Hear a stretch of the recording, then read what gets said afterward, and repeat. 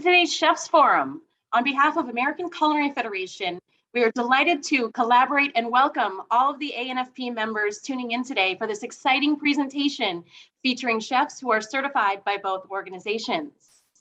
Now, more than ever, it's important for those of us in this industry to connect, to share, and to offer inspiration and mentorship, which is exactly why we're excited to host this exciting session just for you, the leaders of the culinary, hospitality, and healthcare industries.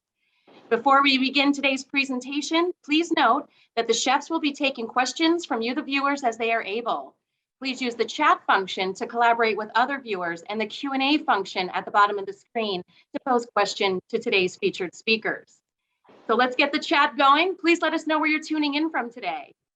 I'm Jackie Pressinger, ACF's Director of Strategic Partnerships, and I know I'm ready for today's session, and I think you all are as well.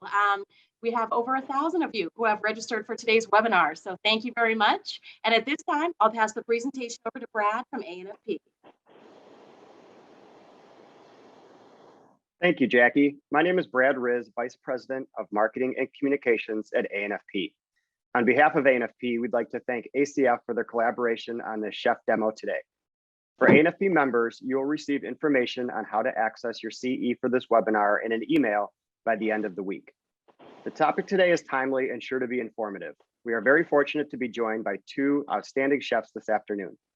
Chef Rocky Dunnam, CEC, CCA, CDM, CFPP, is going to moderate today's demo. He is the Area Director for Forefront Healthcare.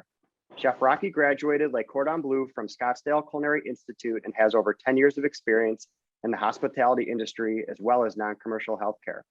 He has competed on Food Network's Cutthroat Kitchen, was named Food Service Star on the Rise, and was featured in People 30 Under 30 in Food Service Director magazine.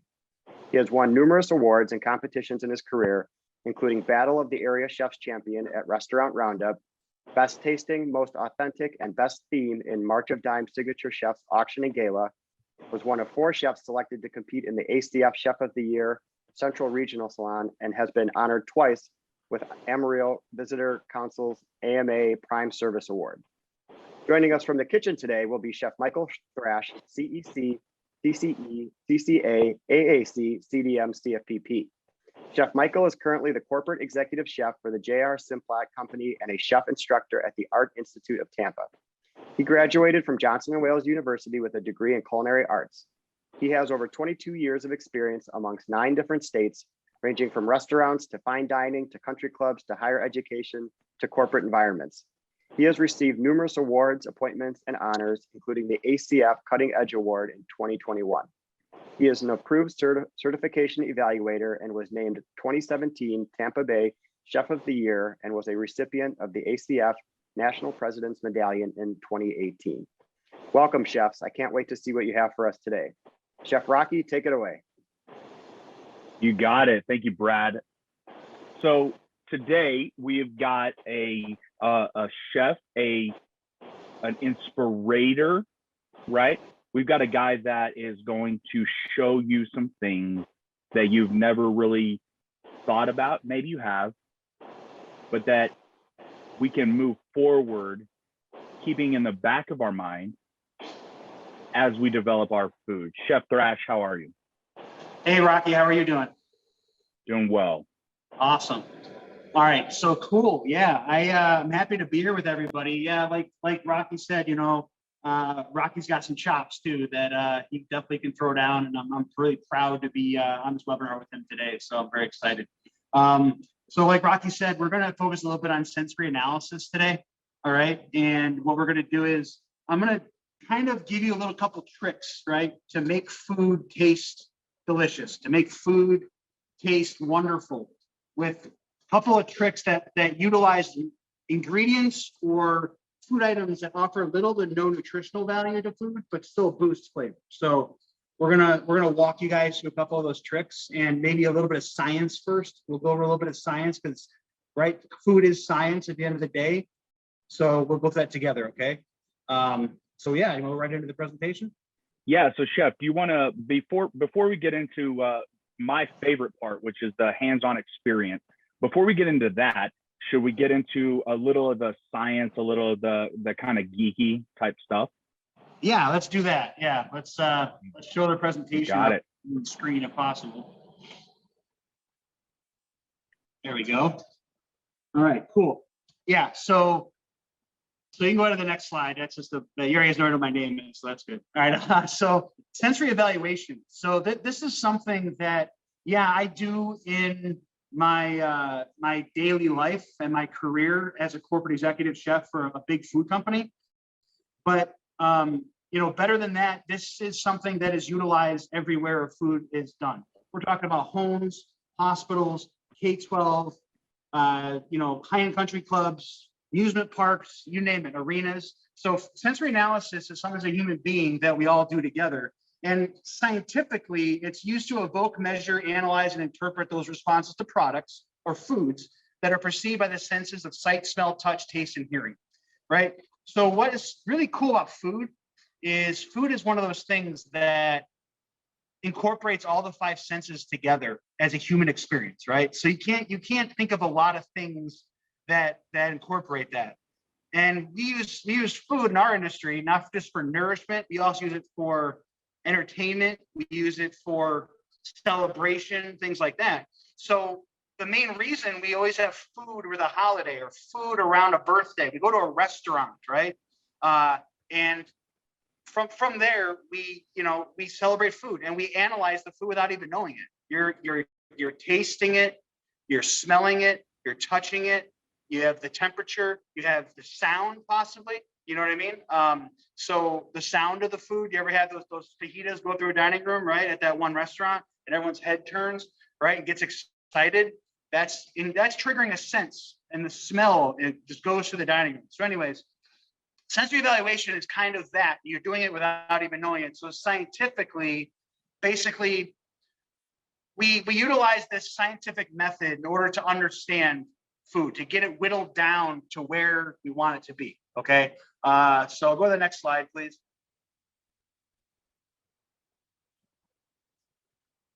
All right. So why is it used? You know, like I said before, it reduces uncertainty and risk-taking. So when you think of you guys as culinary people, restaurant people, food service professionals, whatever walk of life that we're in, right? Front of the house managers, nutritionists. I mean, there's only people on this call. So I'm hoping I'm hitting all the little job titles for you. When you are doing these types of things, you're already making these decisions on a daily basis because you are creating recipes, you're creating products, you're creating menus, you're creating all these things and you're tasting them, you're running through them, you're going through the process. That is sensory analysis. All right. So it's kind of a cool concept and we all do it. And again, this could be more of a scientific, like, oh, that's how that works. Okay. Human observers are good measuring instruments. So we have thermometers to take temperature. We have, we have rulers, we have levelers, we have all these different things, right? That are tools that can do a better job than us. When it comes to tasting food and when it comes to, food in general, human beings are by far the best. That's why the biggest ice cream companies, the biggest food companies, they all have super tasters to this day.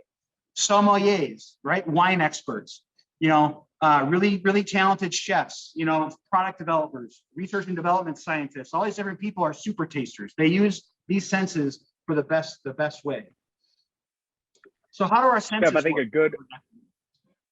I apologize. I think a good way to analyze what exactly you're talking about is to simply say this: everything that we've done in our entire lives, it doesn't matter if it was our first date, if it was our wedding day, if it was our family reunion, right? Everything kind of evolves around what that dinner table experience is like.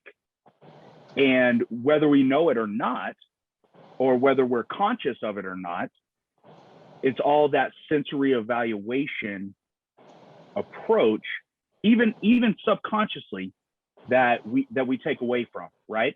Sense, for example, is the closest link to most of our memories. And that's scientifically evaluated. We've seen that, we've done that. So what you're doing here is exactly what should be done in regards to that evaluation process, the way we look at food, the way we look at what we do on a daily basis. That's right. I call that building frame of reference, right? So everybody has a frame of reference when it comes to food.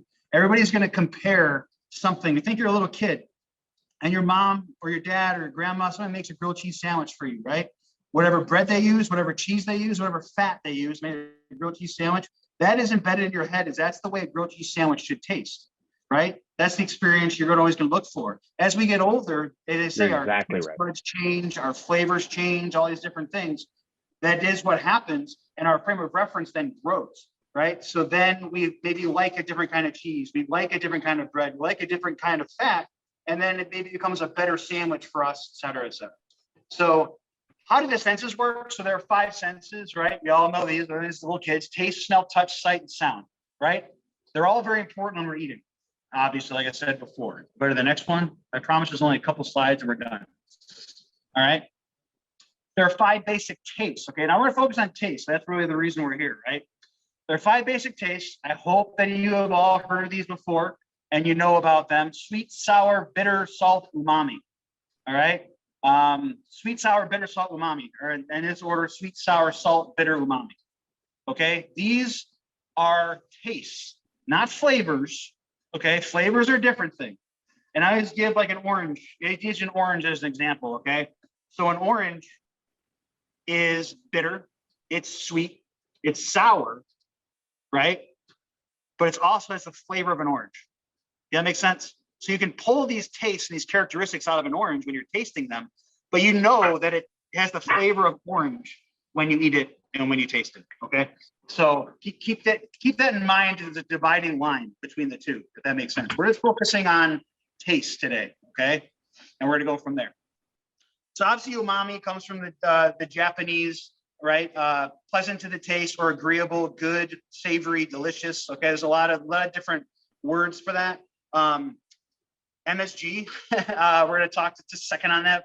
That's a really good source of umami, right? Different broths, shiitake mushrooms, soy sauce, a lot of rich, earthy foods, right? That have a lot of umami to them. So those are a big base of umami, right? And Chef, 2 more slides. Would it be safe to say that umami, as we define kind of that Japanese word in our Western culture, would it be safe to say that that is what we consider savory? Yep, that is it's probably the best word to describe that. And actually, I missed one of probably the best and most popular umami ingredients in the world, and especially in the United States. So when we go to a pasta house, go to an Italian restaurant, and they bring out your dish, and they come over with this big piece of hard cheese, right? And they grate it, or they spin grate it and all that stuff, and they're putting it all over our food, right? Parmesan or Reggiano, right? Parmesan or Reggiano has so many characteristics to it, and it's one of the most umami things. So when you're asking for a pile of this cheese to put on your pasta and sauce and all these different things, really what you're yearning for is that umami experience. It's not the salt. It is the salt a little bit. It's not the cheese flavor. It's all that stuff. It actually has such an umami effect that it's savory. You crave it, and you want to go back for more. So you're right. Savory is the best way to explain that. That's a very good point, Rocky. Yeah. So how do we taste? We have 2 more slides, and we'll move on to the food. Okay. So how do we taste, right? So you look at the tongue, right? The tongue is the main objective for tasting food. So we think, right? So there used to be a thing called a tongue map that, would show the front, front was a little sweet, a little salty on the side, all that stuff. So that has been defunct now. I remember learning this a long time ago, but it's been now more defunct. The whole tongue, the sides of the mouth, the bottom of the mouth, the roof of the mouth, all these things have taste buds, and all these things can interpret. So the big interaction for mouth tasting obviously is saliva. Saliva can help break down the food. It can dilute the food. It can do all these different things. So there's one more part of this equation. So we understand that how we taste is through the tongue, right? Because we can't taste it once it goes past the tongue. So go to the next slide, please. And there's a little scientific term called papilla. All right, so papilla is the actual little like fibers or little tissue, little things that stick up in our mouths that actually form and grab onto these taste buds. Okay, so papilla, there are 4 types, right? Filiform, circumvallate, I'll probably mess up these names, foliate, fungiform. Okay, so these types of papilla, what they do is they acknowledge and understand a taste. They understand it, and then they interpret it, and that sends it to the brain, and we either like it or we don't like it, or it tells us exactly what's going on, right? So there's one last piece to this equation, and if we don't get to the slide, it's fine. I'm just going to talk about it. It's all right. It's not that slide. We could probably drop that down now. So smell, okay, aroma, right? Aroma and smell are probably more important to taste than the tongue and the mouth, okay? They just are, because up to 90% of human beings' sense of taste, their sense of smell. That's kind of crazy. And the reason I can kind of justify this with you is if you ever had a really bad cold and your nose is stuffed up and it doesn't feel very good, you try to eat something and you say, I can't taste anything, it tastes like nothing, blah, blah, blah. You cut off the channel between your sense of smell and your sense of taste, because your sense of smell actually has more to do with your sense of taste than the mouth does. So you'd have a clean airway for that, okay? And they interact with each other. And the best way I can explain this too, and then we'll go right into the actual 5 tips, is choose something. Oh, actually, let me take a step back. So everybody hopefully knows that there's like a proper way to taste wine. There's a proper way to, you know, the sight, the swirl, the smell, all these different things, right? So we smell, no problem. That's an important part they tell us. Now, when tasting food, it's kind of hard to do these steps, but I encourage you to do this, okay? Next time you're eating something, you have something next to you now, you can try this. Take something, eat it, chew it, swallow it, close your mouth, exhale through your nose. I'm gonna say that again, okay? You're gonna chew it, swallow it, eat it, close your mouth, and exhale through your nose. What you should taste after that is really what the food tastes like. That is how you can really understand sensory analysis and the way your taste buds work. I'll say it a 3rd time. Put it in your mouth, chew it, swallow it, eat it, close your mouth, exhale through your nose. That taste you have left in your mouth, that is how you sensory analysis food the proper way. You can pick up sweet, sour, bitter, salt, umami, and you can pick up the flavors of the food better than any way.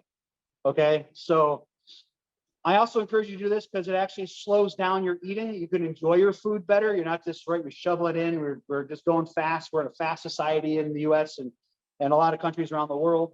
So think of that. Okay, next time you're eating and you can stop and enjoy and taste the food. All right, cool. Chef, I want to just interject really quickly. I love your approach, and I really love the fact that in the way that you describe the sensory analysis and that enjoyment and that pleasure. I really love that.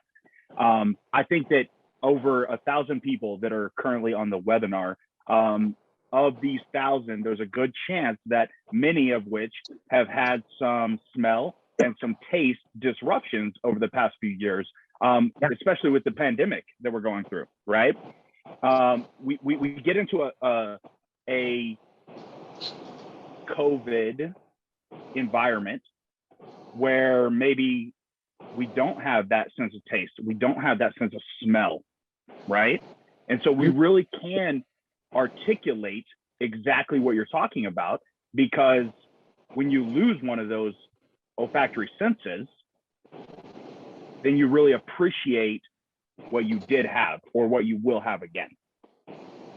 That's absolutely right. So it's another one of those, I call it, we take it for granted every day, right? When you have something like that, you can easily just wake up in the morning, have your breakfast, cup of coffee, go throughout your day, have your snack, have your lunch, have your snack, have your dinner, dessert, whatever, I don't know how much you guys eat, whatever. But you're right, we just take it for granted sometimes. And you're right, the pandemic may have shortened that for some people, and you hear that's a side effect on stuff. So, you know, understanding it and really enjoying it, you're right, Rocky, is something we shouldn't take for granted, and we should keep going.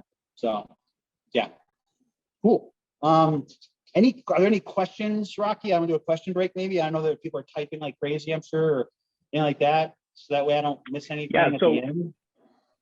Yeah, one of the questions is, do you think that the eating environment is impacted, or how does the eating environment impact how we taste the food? Talking about the environment as a whole. When we're talking about smell, we're talking about our sensory impact. How does the environment affect what we eat, what we taste? That's a great question. Absolutely. So it is a huge effect, right? So those that have worked in restaurants, those work in healthcare, K-12, I'm trying to feed the audience here, senior living, food production, whatever it may be. One of the training things, right, in the back of the house and the front of the house that's always been around is we tell our staff and ourselves, don't wear heavy colognes and perfumes, right, to work, right? And there's an extra reason for that. Not only is it may annoy your coworker, but if a server comes to your table and you're eating something that has shaved truffles on it, you put your head down and take a nice smell, the aroma, and the server comes up with, Chanel No. 5 and, totally overwhelms the environment, then you can't, it takes a while for your taste buds and your aroma to recover from that. And you're losing out on this one moment of the steam is poaching everything and it's going from there, right? So yeah, the environment, and then not just that, the lighting, the scenery, the music, all these different things they add, right? A hot dog tastes better at a baseball game. Well, I don't know if that's really true. And if you say it is, because probably our frame of reference, we ate them when we were younger going to a baseball game. But the sound of the crowd, the green field, the everything going on, the announcer, the cheering, it kind of makes you excited. So maybe the hot dog tastes better because you're in a happier mood. You know what I mean? Things like that.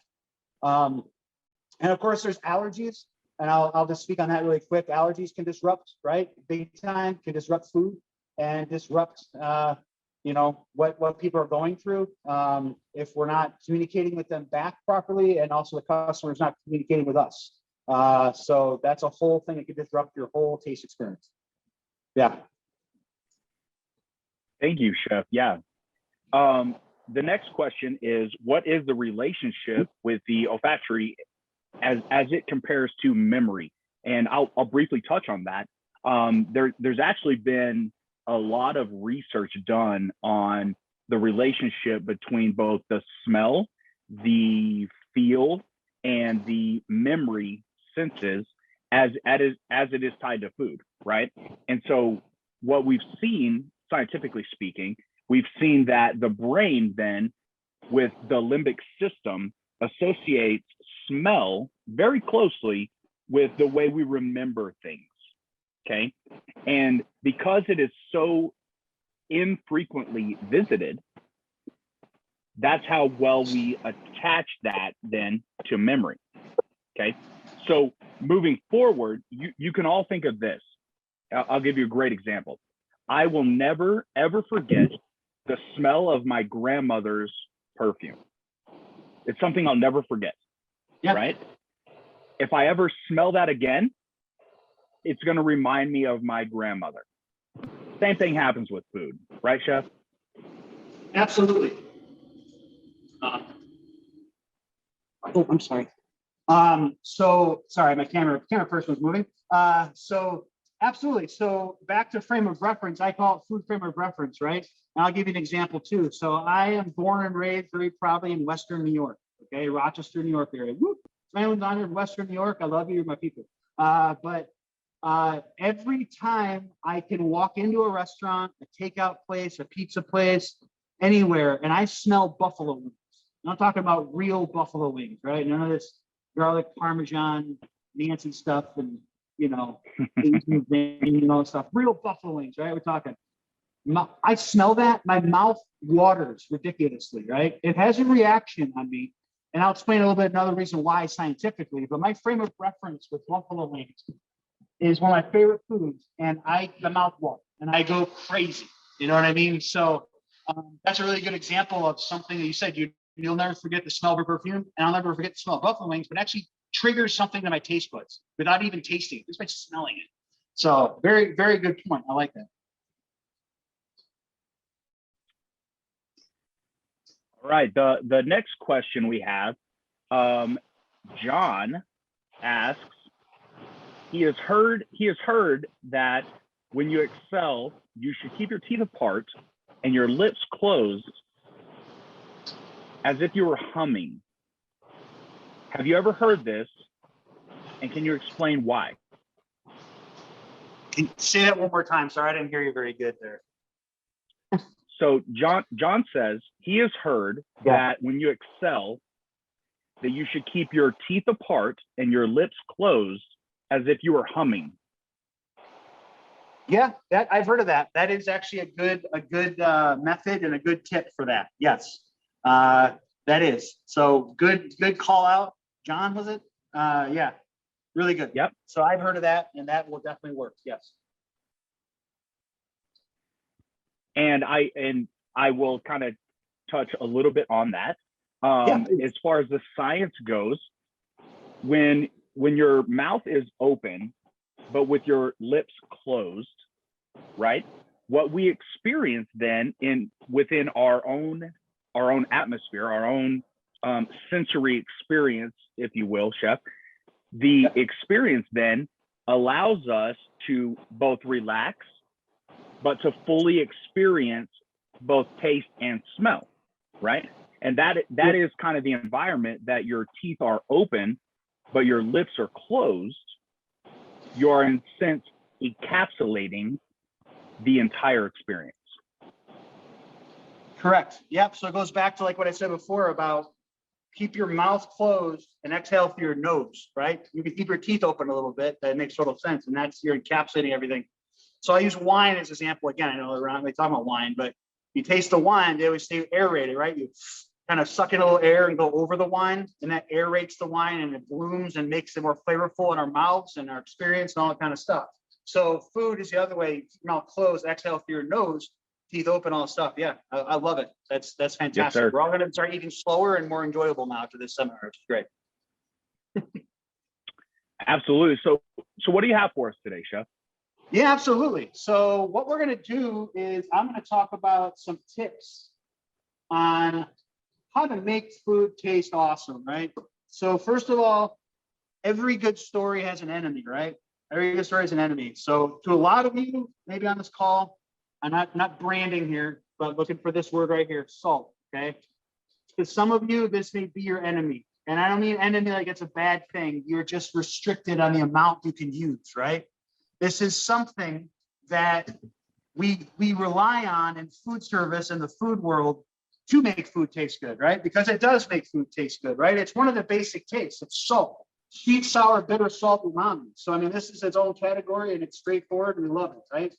So when you take this away from the equation and you still want food to taste amazing and elevated and delicious and all these things, these are some tricks that we can use. I can tell you now that can boost it with little or no nutritional value. The first one I'm going to talk about is utilizing sour to its full potential. All right, so let's look at sour ingredients: grapefruit, lemon, lime, orange. My favorite one, vinegar, mustard. Okay, vinegar is my favorite sour ingredient. That's right, even more than lemon. Okay, so if you can understand vinegar and understand how to utilize its powers and unleash its powers and understand the ratios and what it actually does. So sour food makes you salivate as a human being. It makes you salivate, right? So think of when you put a lemon in your mouth the first time, or you know, you have vinegar, a pickle, something like that, a bite of a pickle, your mouth's gonna water. It just does. The sour makes you salivate. When you salivate more, food tastes better. Okay, it just does. Back to that buffalo wing thing I told you before. There's vinegar in buffalo wing sauce. So that's what makes me salivate. Smelling it, understanding it, makes me salivate. All right. So this bottle right here, which I went to the $1.25 tree yesterday and got, it has vinegar in it. I put white vinegar in this, right? So a trick I used to do, either at the end of the line, at the pass, expo, all these things, I would have this, right? And I'm going to go to my next dish right here. So this food right here, which I'm going to get to next, the Maillard reaction part, I would just mist it with a little bit of vinegar. Okay, just like that, right? So I'll do one more time. Just mist it with a little bit of vinegar. What that's going to do is the vinegar is so minimal, it's so scant. It's just right on the top of the food, right? But maybe that first bite, the guest is going to eat, their mouth's going to water their first bite. They're going to experience something that tastes great. I didn't add any salt to these vegetables at all, okay? So I'm relying on the vegetable flavor themselves to really shine through, but I can boost it with this vinegar. The next point, and then I'll stop after the next point, unleashing the Maillard reaction. So there's something here that I already did ahead of time, and I did the Maillard reaction. The Maillard reaction, another scientific term, is a form of non-enzymatic browning that occurs in food when proteins and or amino acids chemically react with carbohydrates and reducing sugar. Heat accelerates the process, but the best part about this scientific process is it elevates taste, aroma, and appearance. So when you roast vegetables like I did, when you grill meat, when you sear a piece of shrimp, when you saute chicken, when you do all these different things, you're browning it, right? You are having that Maillard reaction happening, right? Nothing's worse than poached chicken, right? You want to eat poached chicken because there's no Maillard reaction. The proteins haven't caramelized, the flavor hasn't been enhanced, things like that. So what I did here was I just hand roasted all these onions and carrots first. Then I added some broccoli stems and broccoli florets. Then I did summer squash and I added some grape tomatoes. And I blistered the cherry tomatoes. Oh, almost called myself out there. Cherry tomatoes. At the very end, I added fresh parsley, fresh Italian parsley that I just kind of just hand pulled, right?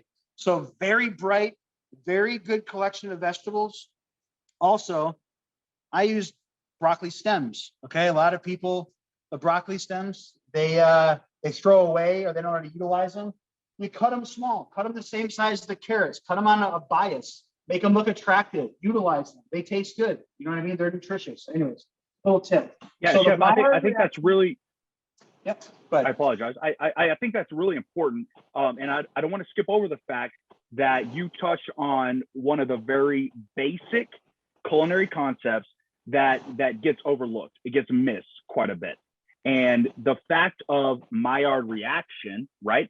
The browning, the flavor producing aspects of that reaction, we really can't overlook. And the way that you have put the vegetables in order, you put them in order, and I don't want to overlook this.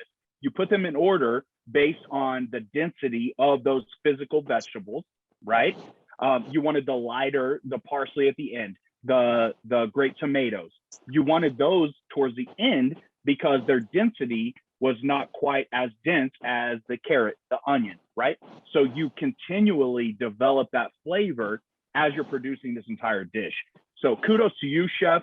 And ultimately, as a basic culinary concept, that's something that we really have to focus on. We focus on the ability to make now each individual vegetable shine on its own, right? Then you talk about adding a vinegar to that, right? You're spritzing the vinegar on the very end. I love it. I love the concept. I love the idea.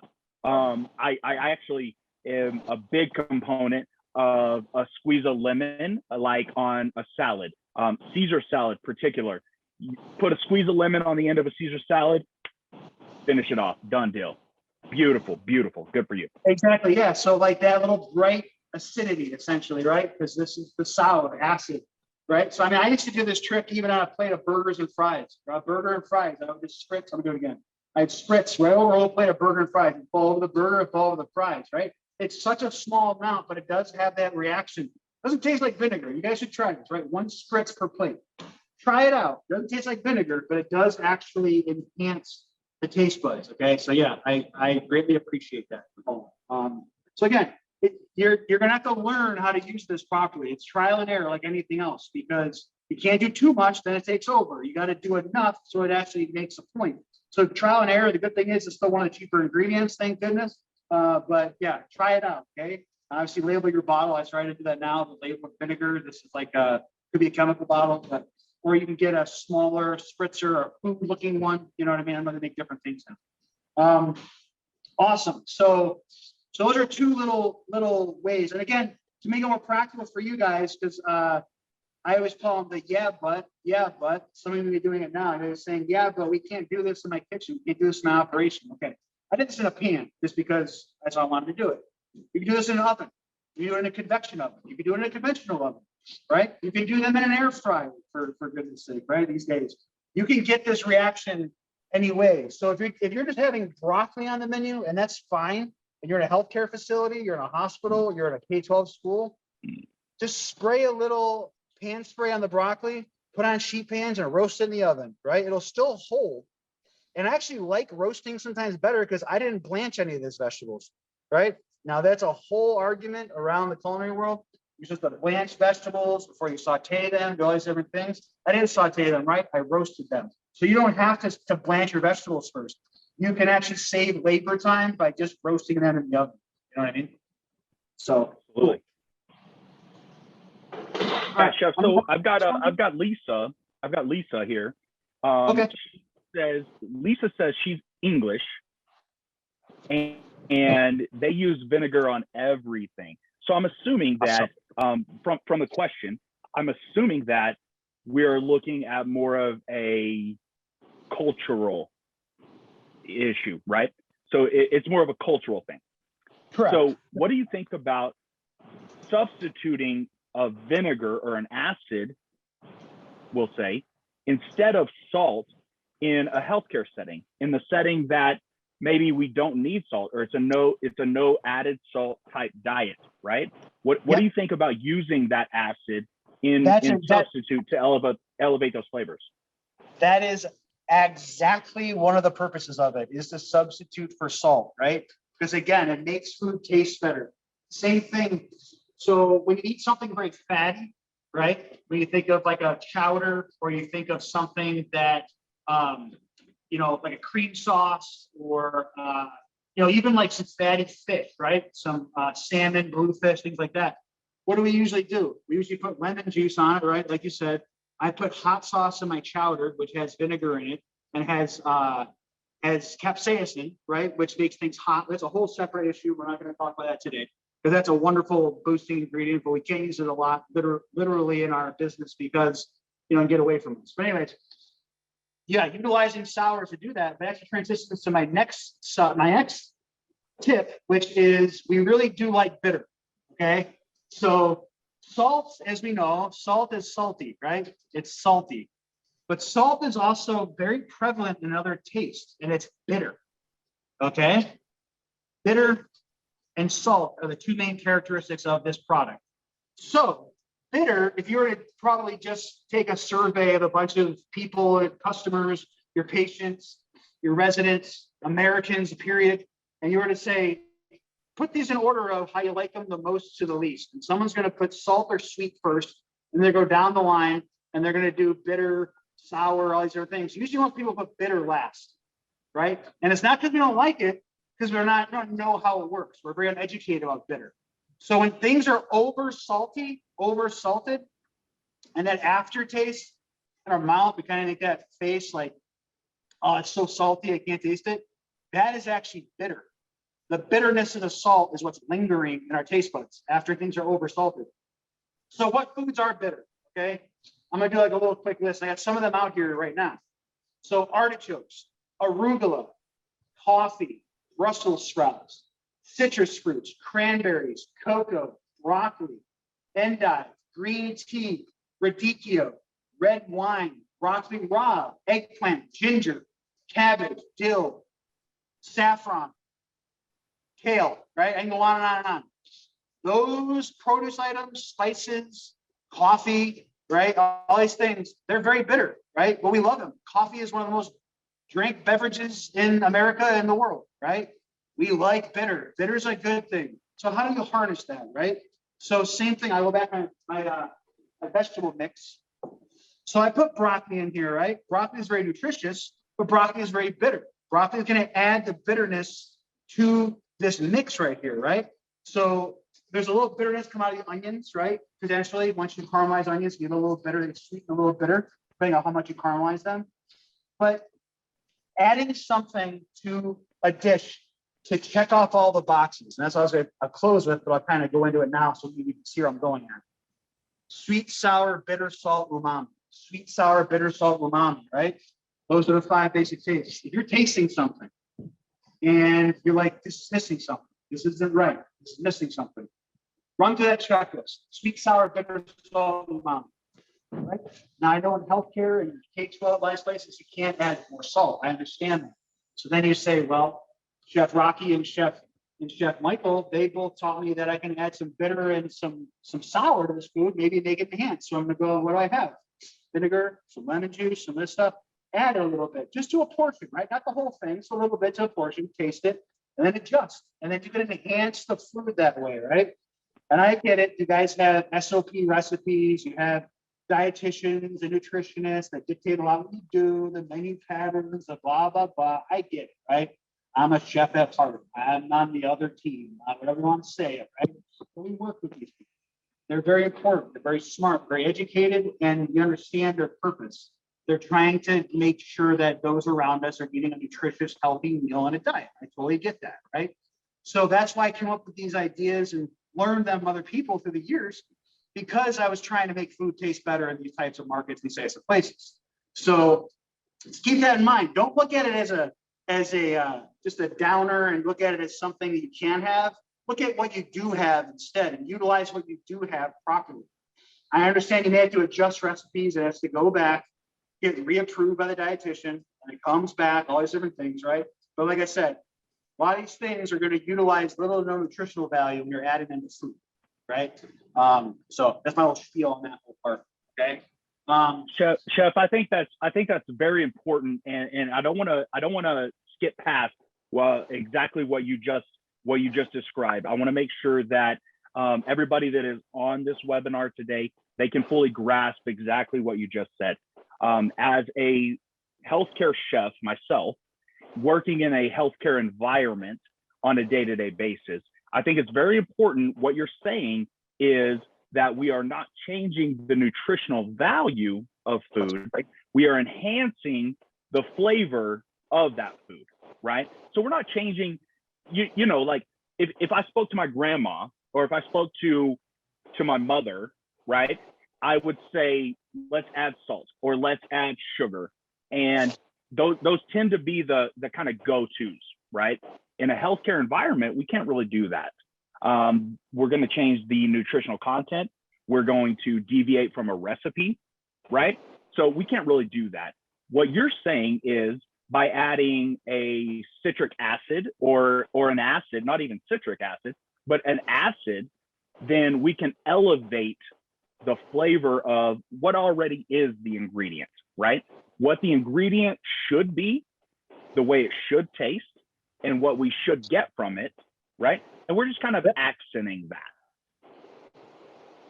Yeah, so absolutely, that's 100% right. So, and you know, I know we're talking really healthcare here and all these things because ANFP, we're with them right now. But I hope there are some chefs on this right now, or food service operators, HCF side, that maybe are, you know, that are in a traditional food service environment, ones that can use salt and butters and fats and sugars and all these everything, and they don't really think about nutrition, right? I challenge you to take some of these tips and apply them to your food, right? Makes your customers feel better, makes them, you know, come back for more, makes them feel better about their choices. You know, I know that the bigger we get, the nutritional values and calories got listed on the menu now and all these different things. So get ahead of the problem. Learn these tricks now, how to put them in your toolbox and be proud of them. You know, chefs have, you know, we don't have egos or anything, you know, we have zero egos. We're totally down there. But, you know, we love knowing these little things. We like knowing these little tricks, we like knowing these little things and not anybody else around us knowing them at the time. We feel good about that. And we can share that, right? We can show them, you know, we can share it with our sous chefs, with our cooks, with our everybody else, right? So, yeah. All right. So I'm gonna go on to the next one, then we can wrap up with questions at the end. So my next one is always add a sweet vegetable. when you can, okay? And it doesn't have to be actually vegetables. It can be fruit, right? Because we cross over fruit a lot into the savory world, okay? I know I'm not talking about the baking and pastry today, really. I'm only talking about culinary, but that's fine. Always add a sweet vegetable when you can. Again, finding that ratio of sweet, sour, bitter, salt, umami. You can't add sugar, right? You can't add sugar to food directly, which is the number one thing we think of adding sweetness to it. Well, guess what? Carrots, red bell peppers, butternut squash, sweet potatoes, that's an obvious one, right? Oranges. They all have sweet characteristics about them, right? So in my blend, and tomatoes, right? What else do I have here? Green peas, corn. Corn is one of the best gifts from the world, right? Corn is sweet, it's starchy, it can be formed into a dessert, into a bread, into a cereal, into a side dish, into a stuffing, corn is one of those versatile things, right? Corn is sweet, onions are sweet. Beets are sweet. I'm not talking about the canned pickle beets that we all learned as a kid. I'm talking about real beets. Beets are one of the highest sugar content produce items on the planet, and they're awesome when they're treated correctly. Winter squashes, there's a butternut squash, rutabagas, and summer squash, turnips. So when I did my vegetable blending, I put carrots and I put summer squash in here and the tomatoes to break up for some of the sweetness. So again, you have a sweet thing in there, you have something bitter, you have something sour, right? We have something umami, which I'll get to in a second. They can make up for the salt. There's no salt in it, right? Because I'm a chef, I already tasted it, yes, and it tastes delicious. So I can assure you of that. So sweet things, you can make a sauce, you can make a salad, add blueberries to the salad to make some sweetness, right? Because you can't have a vinaigrette with sugar in it. So you have to have some sweetness on the salad. Use a fresh berry, use a dried berry, use a dehydrated berry that you've rehydrated, right? A lot of ways to do these kind of things. Make it a little like relish, make it a little gastrique, out of it, put on a salad. So think those things through. So always add a sweet vegetable if you can. Even if it's your menu calls for these broccoli florets again, right? Caramelize some red onions, just caramelize them, don't add anything to them, and put a little teaspoon on your plating line. After you put your broccoli portion, put a little teaspoon of your onions on there. It'll enhance the broccoli. That you already roasted too, because you roasted it for the Maillard reaction. Boom, it's elevated broccoli. So it sounds pretty good. All right, I'll do the last one. What I love about your approach is we're looking at really elevating ingredients, right? We're looking at something as simple as broccoli, but then using what we already know, what we understand with the Maillard reaction, an inexpensive ingredient like onion, right? Just to elevate that one ingredient. That's beautiful. Yep. Absolutely. So that's what I'm saying, right? So as chefs, as kitchen workers, as back of the house employees, all that stuff, our job is to elevate food. Our job is to make food taste wonderful. And again, keep this optimistic attitude. Don't think of it as what you can't use. Think of it what you can use and utilize that. Use your equipment, use your other ingredients, use all these different things simultaneously to enhance food and transform it to something wonderful. So my last tip today is herbs, yeah. All right, so that's a little throwback to an 80s song. Lights.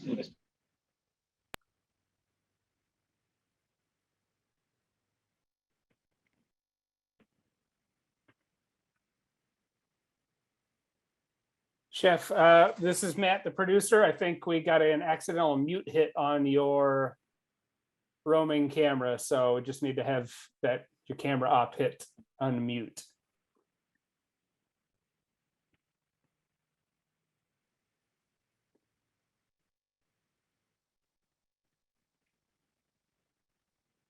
So while we're working to get Chef Thrash on audio, let me just touch base really quick, just to say two things. One, we truly want to elevate each ingredient by utilizing some of these other ingredients, right? Good job. Yeah, stick around. So Chef showed us vinegar. He showed us citric acid, right? He showed us some of these things that we can utilize then to elevate really what we do day to day.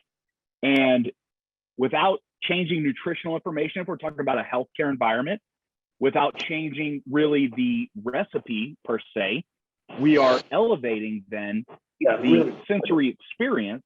We are elevating the flavor profile, the scent, the taste, right? We are elevating that by small, minor adjustments, right? Devil's in the details, as I say, right?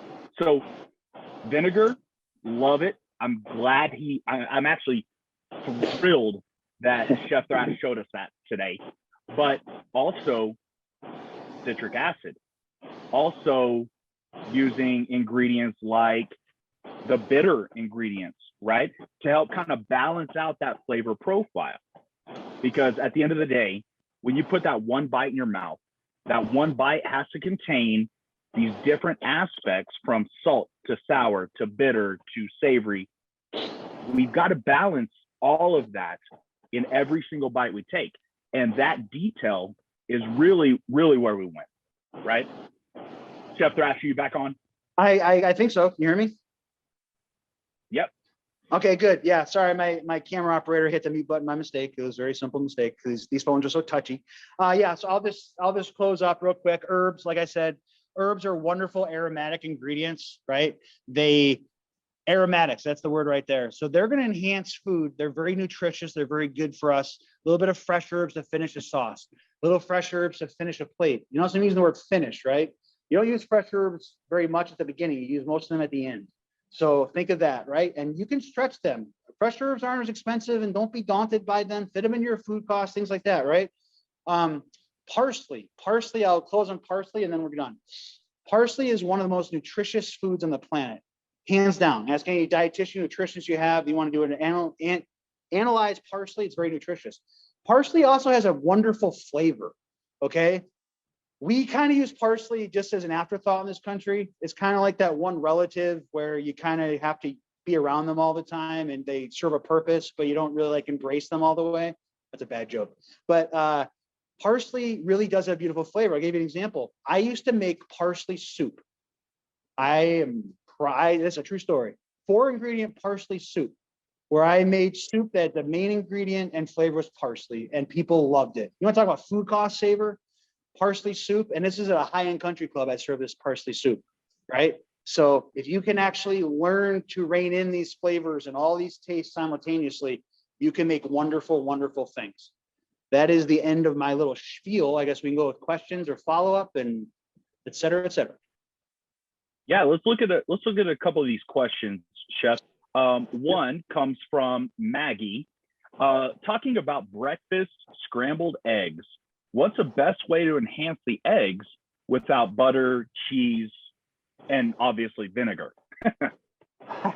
Yeah, so there's another side of this equation, right? So there are some blended things and there are some seasonings, there are some spices, right? There are other things we can use. That wonderful lady, Mrs. Dash, has developed a lot of great things which are salt-free. I know there's a lot of salt substitutes using different chemical compounds, and when you say chemical, I don't mean synthetic. I mean chemical, meaning they just put natural ingredients from nature together to simulate salt reaction. So yeah, eggs are tough. And like I said, using a nice seasoning blend that's salt-free. Focus on like some black pepper, focus on some paprika, onion, garlic powder, things like that, and just barely dust it so it's very faint, so it doesn't take over and taste like, you know, super seasoned eggs, but that little tiny bit will help the flavor of that. And then and some of you may laugh at this when I say it, but there's one loophole in a lot of nutrition, that whatever happens to the food after you put it in front of the person eating it, it's out of your hands now. They can add whatever they want to it. I'm not saying you provide it to them, but little bottles of hot sauce and little condiments, little things like that, packets of vinegar, whatever it may be, they can add to it. So that's a loophole in most regulations that you can try. Yeah, you're exactly right. Yeah. All right, Chef, how can you make a low sodium soup taste good without adding the sodium on a salt restriction? Yep. So again, doing sweet, something sweet, something sour, something bitter, something umami, right? That are very low sodium and low salt to begin with. Go with that first, then finish the soup with fresh herbs. Do all the tricks in your book. Utilize every other spice in the rack, right? Understand their purpose. A lot of those are bitter. A lot of spices are bitter, right? When I said before, salt is very bitter. So you can rein in some of the bitterness of these spices. And especially if you use dried herbs and dried spices, use them at the beginning when you're sweating your onions and you're sweating your aromatics, they release the oils and the flavors. They could actually make up more and more for the salt the longer you cook it. So again, that's more of a cooking method and technique, more than just an ingredient thing, if that makes sense. Sure. Yep. Chef, do you think that there is anything that is quote unquote off limits in terms of adding acid? Like food to add acid to, or types of acid to use? Both. Okay. I mean, no, there really isn't. I mean, I'll be honest with you guys, right? I really miss mustard too. Mustard is a great acid salt thing, and it goes a long way, right? Because the flavor carries through. So mustard's a good thing. There really isn't. No, I mean, like I said, it's trial and error, guys and girls. It's it is what it is. Just try the best you can. Use different products. Use pickle juice. Use olive juice. Use stuff you may throw away. Use some of these chickpea juices that have some acid and salt in them, things like that, right? I mean, there's a million things we can use in the kitchen that have flavor. You may be throwing them away. You know what I mean? And low sodium, I know there's a lot of low sodium products, bases, there's low sodium salt substitute seasonings, there's low sodium, there's all these different things. I get that, but it's a little tiring. But there are no stoppage of where grapefruit juice, right? Grapefruit squeeze, grapefruit's underutilized. Yeah, you can use anything you want and there's no stopping. I'd say you just try it out, and if it works, it works. If it doesn't, it doesn't. You go back to the drawing board. Yep. Excellent. So two more questions. Okay. One of them is Danielle says, I am a huge fan of adding honey or maple syrup to sweeten foods. What do you think about adding sweet to your dish? Oh, absolutely. I mean, 100%. Those are the more natural or straightforward sweeteners, right? Honey is probably the number one. Honey, and as a little philosophical, a little science side of it. Honey is made from the wonderful bees. Honey is natural. Honey is great. It comes from the earth, essentially, and it's in its raw form. Our body knows what to do with that. Our body knows what to do with it. It can break it down into energy, it can digest it, and it knows how to process it naturally, okay? Maple syrup, same thing. You're just taking maple sap and boiling it down and making it something wonderful, right? I think someone just said there's Splenda. Splenda was a groundbreaking product. Splenda's made from sugar, right? I'm a big fan of Splenda myself, but I like honey and maple syrup. The only difference between honey maple syrup and Splenda, honey maple syrup have a flavor. Splenda doesn't, right? So, and all these other stevias and like all these other sugar substitutes. So yeah, I would add any of that stuff if you're allowed to nutritionally, go for it. Fantastic. So we've got a few people that mentioned umami, right? So one of the questions is regarding koji, which we won't get into. That's a whole other deal when we talk about fermenting things, right? Yeah. But regarding umami, what do you do if we talk about koji, or if we talk about fish sauce, if we talk about any of these really savory type flavors, right? When you're experiencing a dish and you just don't quite know what it's missing, what's your go-to? Oh, my go-to umami, or my go-to period? My go-to anything? I think umami. I think we want to make sure that it's savory. Yeah, exactly. I would have to say probably if it's European-ish dish or even a regional American, it's, like I said before, it's Parmesan cheese. It's my umami. And again, a little goes a long way. So you can put less on. The amount of salt that's in there is way less than actual salt, the amount you're putting on. If I'm going Asian, obviously it's a soy sauce, or it's a, tamarind type thing. Sure. Yeah, and then other than that, guys, it's really just, you can create umami from the Maillard reaction too. I know I didn't really go into that too much, but just roasting food and taking all these different, fermented. I know a lot of these Asian products are fermented to get umami, but you can get it just by naturally changing food. So yeah, and I think that's a great point. I know that one really good way to really pull some flavor is to dry roast spices, right? So let's start with our spices, and then we can toss in our roast, right? Yes, absolutely. Wonderful point. I love Beautiful, it. beautiful. Chef, thank you so much for all the information, for reminding us of our love of food and why we love food. Thank you so much. Jackie, Absolutely. if you wanna take on. Sure. Well, thank you very much, and a huge round of applause as we thank Chef Michael and Chef Rocky. Great job. We really appreciate you taking the time to share your culinary insights and for representing both ACF and the ANFP community so well today. Thank you, thank you, thank you. We'll send out a survey with the recording, so please take the time to complete the survey so we can continue to offer educational opportunities that interest you. We hope that you'll join us on our next ACF ANFP collaborative webinar on May 17th for insight on the value of earning dual credentials from both of our associations. For more inspiration for culinary news or to register for upcoming webinars, feel free to check out our news site, wearechefs.com. On behalf of ACF, thank you very much to ANFP for your continued partnership and for collaborating with us on this educational opportunity. And thank you for joining us today by tuning in. See you soon.